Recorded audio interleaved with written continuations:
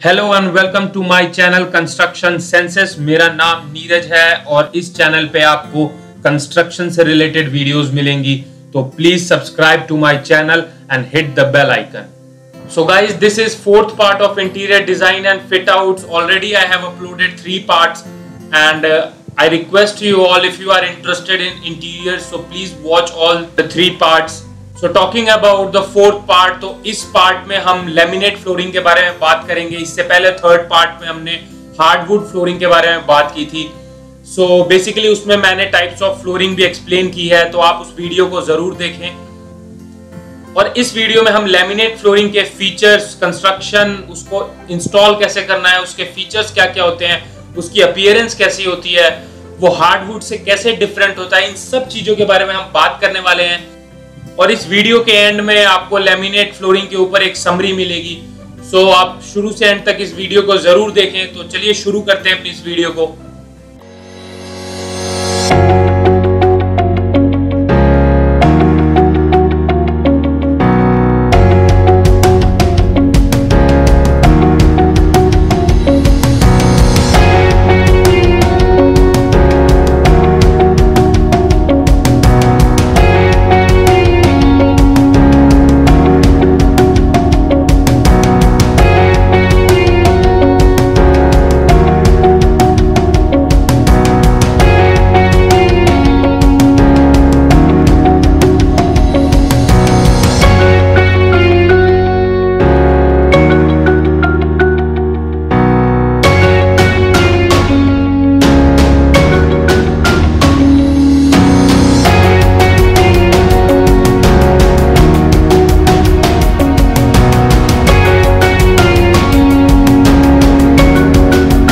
What is laminate flooring?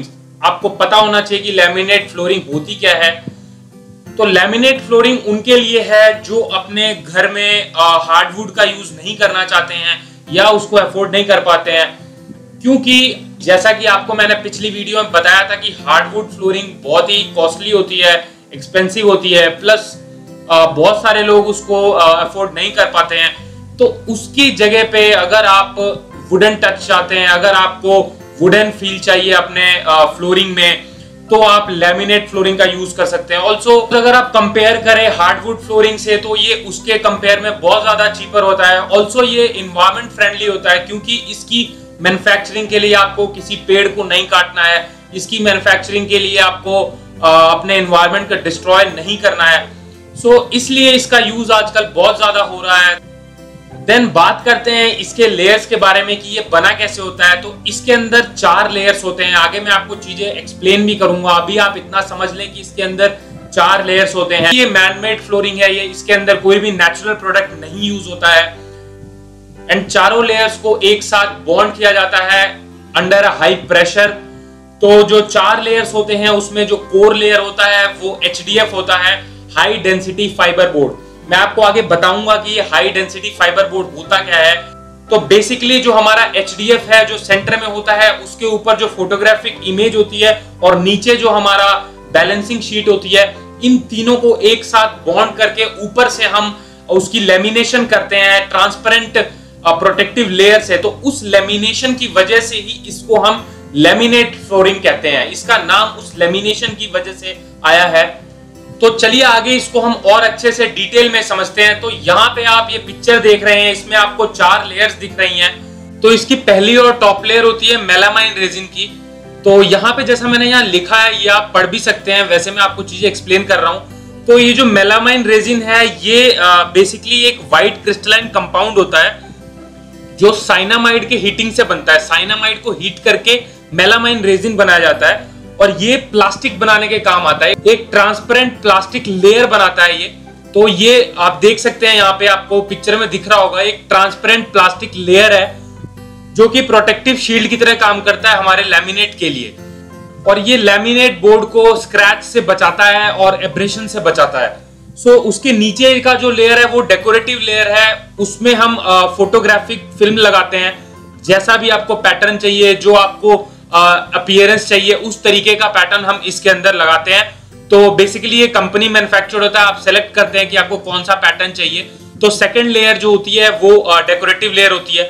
उसके नीचे और जो मेन जो लेयर होती है जिसे हम कोर कहते हैं वो HDF फाइबर की होती है। तो आप इसमें देख सकते हैं इसकी थिकनेस सबसे ज्यादा होती है, इसे हम HDF फाइबर बोलते हैं, जो कि हाई डेंसिटी फाइबर बोर्ड बोला जाता है। ये बेसिकली लोड कैरिंग मेंबर होता है, ये लोड कैरी करता है। ऑल्सो ये शॉक एब्जॉर्ब करता है, जो भी वाइब्रेशन फ्लोर पे आती है उसको ये एब्जॉर्ब करता है। तो ये इसका मेजर वर्क है। बेसिकली जो हमारा HDF है वो वुड फाइबर से बना होता है। वुडन छोटे छोटे फाइबर्स होते हैं, उसको हाईली कंप्रेस्ड करके और इसको बनाया जाता है। तो दो चीजें होती हैं, आपने MDF का भी नाम सुना होगा। तो MDF एंड HDF दो तरीके के फाइबर बोर्ड होते हैं। तो वो होता है मीडियम डेंसिटी और ये होता है हाई डेंसिटी। HDF थोड़ा सा वाटर रेजिस्टेंस होता है as compare to MDF and also HDF is much stronger than MDF। तो इसलिए हम HDF का यूज इसमें करते हैं फ्लोरिंग में, एंड MDF का यूज हम डेकोरेटिव आइटम्स में करते हैं, फर्नीचर्स में करते हैं। तो ये डिफरेंस है MDF और HDF में। ऑल्सो ये आप नीचे देख रहे हैं ग्रीन गार्ड यहाँ लिखा हुआ है। तो ग्रीन गार्ड बेसिकली ये जो HDF फाइबर बोर्ड है इसको प्रोटेक्ट करने के लिए लगाया गया ये एक लेयर है। और सबसे नीचे जो है वो है स्टेबलाइजिंग फिल्म, इसको हम बैलेंसिंग लेयर बोलते हैं या बैकिंग बोलते हैं। तो बेसिकली ये पूरे के पूरे लैमिनेट फ्लोर को बैक करता है नीचे से। ये मॉइस्चर बैरियर क्रिएट करता है ताकि मॉइस्चर या सीपेज ना हो। तो आगे हम देख लेते हैं कि हमारे हार्डवुड में और लैमिनेट में डिफरेंस क्या है। जो मैंने आपको पहले थर्ड पार्ट में आपको मैंने हार्डवुड के बारे में बताया था, उसके और इसके में क्या मेजर डिफरेंस है। तो जो मेजर डिफरेंस है वो ये है कि वो नॉर्मल और बिल्कुल रियल वुड होता है, सॉलिड वुड होता है, 100% वुड होता है। बट इसमें वुड नहीं होता है, इसमें वुड फाइबर का यूज करते हैं, वो भी हमारे कोर में यूज होता है जैसे मैंने आपको बताया।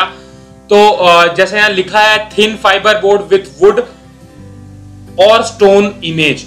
तो इस पे वुड या फिर स्टोन इमेज होती है। ऊपर के जो फोटोग्राफिक लेयर होती है उसमें आप वुडन इमेज भी डाल सकते हैं, स्टोन इमेज भी डाल सकते हैं। तो ये इस तरीके का होता है। ऑल्सो हार्डवुड के लिए प्रोफेशनल इंस्टॉलेशन चाहिए और इसके लिए आप खुद भी चाहे तो इंस्टॉल कर सकते हैं, बहुत ईजी है इसकी इंस्टॉलेशन।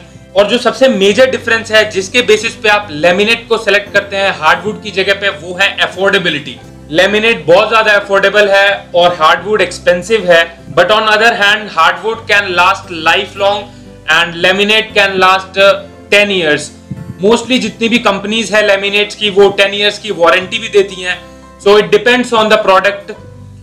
तो ये बेसिक डिफरेंस है हार्डवुड और लेमिनेट में। तो अगर आप इसको अफोर्ड नहीं कर पाते हैं हार्डवुड को, तो लेमिनेट बेस्ट ऑप्शन है आपके लिए। तो नेक्स्ट मैं आपको डायमेंशंस दिखाता हूं। बेसिकली इसके बहुत सारे डायमेंशंस और शेप्स आते हैं। तो आप देख सकते हैं ये लेफ्ट हैंड साइड में जो पिक्चर है इसमें आपको छोटे डायमेंशंस, बड़े डायमेंशंस, इसकी लेंथ आप बड़ी एंड विड्थ भी काफी बड़ी है। तो इस फिगर में आप देख सकते हैं इसकी विड्थ बड़ी है, इसकी विड्थ बहुत ही कम है, एंड ये इसकी लेंथ ज्यादा है, इसकी लेंथ कम है। ऑल्सो ये पैटर्न आप देख सकते हैं, ये इस पैटर्न का भी आता है। तो यहाँ पे आप देख रहे हैं यहाँ पे कुछ साइजेस भी मेंशन है। 10 सेंटीमीटर विड्थ है एंड लेंथ 30 सेंटीमीटर है, लेंथ यहाँ पे 22 है एंड विड्थ यहाँ पे 7 है। ऑल्सो और भी डिफरेंट डायमेंशंस के आते हैं। तो यहाँ पे हमने बात कर ली है लेंथ और विड्थ की। तो हम अब बात करते हैं थिकनेस की, जो कि बहुत ही इंपॉर्टेंट रोल प्ले करता है लेमिनेट में। So laminate is considered as one of the toughest material in flooring industry. बहुत ज्यादा इसका यूज किया जाता है बिकॉज इसके बहुत सारे अच्छे फीचर्स होते हैं एंड अफोर्डेबल भी होता है, इसलिए इसका यूज बहुत ज्यादा होता है, चाहे वो कमर्शियल स्पेस में यूज हो या रेजिडेंशियल स्पेस में यूज हो। तो पहले ऐसा होता था कि एक स्टैंडर्ड थिकनेस होती थी, इसकी एक स्टैंडर्ड थिकनेस का ही मार्केट में अवेलेबल था। पर अब ऐसा नहीं है, अब इसके बहुत सारे वेरिएंट्स आ गए हैं, बहुत सारे इसके थिकनेस रेंज आ गए हैं। तो जैसा यहाँ पे आप देख रहे हैं, यहाँ पे मैंने मेंशन किया है फ्रॉम 6 mm टू 12 mm। तो बेसिकली इसको हम दो पार्ट्स में डिवाइड करते हैं। तो पहला है 6 mm और 8 mm, इसे हम लो थिकनेस लेमिनेट में कंसिडर करते हैं।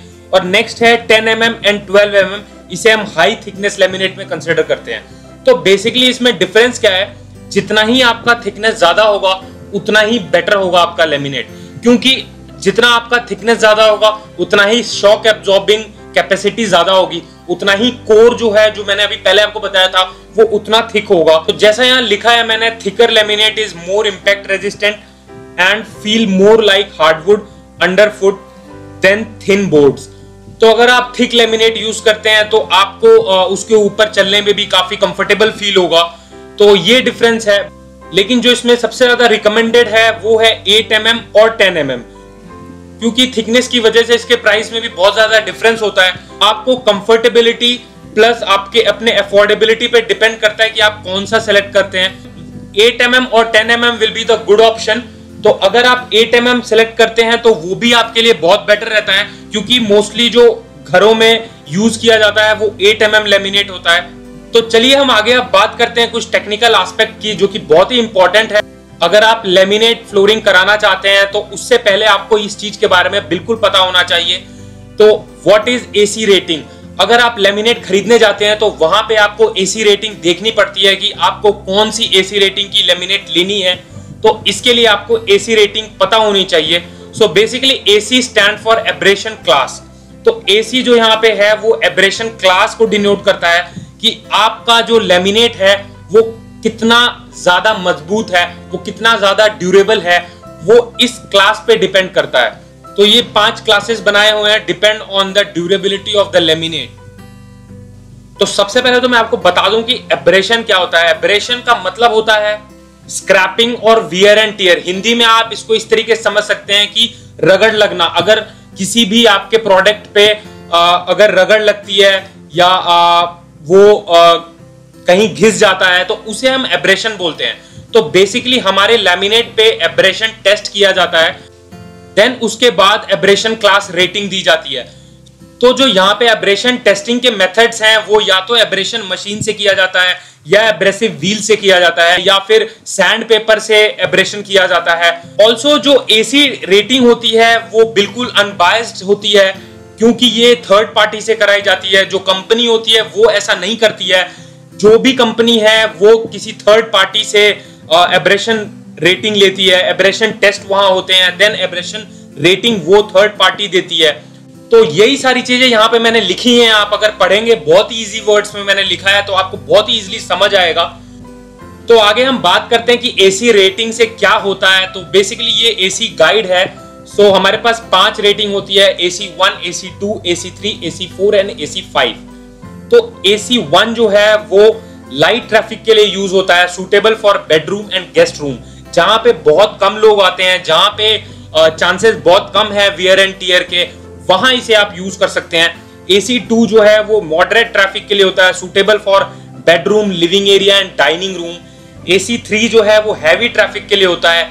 जो AC4 होता है वो रेजिडेंशियल के लिए नहीं होता है, वो कमर्शियल यूज के लिए होता है, सूटेबल फॉर ऑफिसेस। जिस कमर्शियल पोर्शन पे आपका ट्रैफिक थोड़ा लो होता है वहां पे आप AC4 का यूज करते हैं। एंड लास्ट है हमारा AC5, जिसका यूज हम हैवी कमर्शियल प्लेस पे करते हैं, जहां पे हाई ट्रैफिक होता है, जैसे कि आपका डिपार्टमेंटल स्टोर। तो जैसा यहाँ पे लिखा है कि जितनी ही आपकी एसी रेटिंग हाई होगी उतना ही लेमिनेट फ्लोरिंग का लाइफ लॉन्ग होगा।